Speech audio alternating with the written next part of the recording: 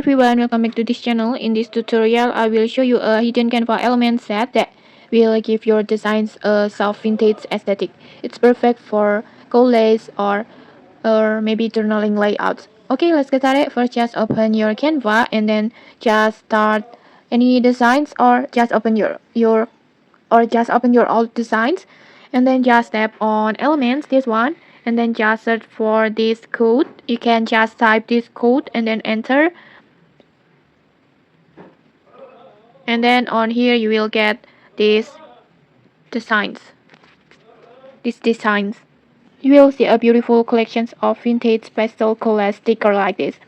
They have a soft lilac and dusty pink tone that works perfectly for scrapbook page or digital planners, mood boards, or maybe aesthetic Instagram posts. And okay, that's it. If you found this tutorial helpful, don't forget to like, comment, and subscribe for more tutorials. Thanks for watching and see you.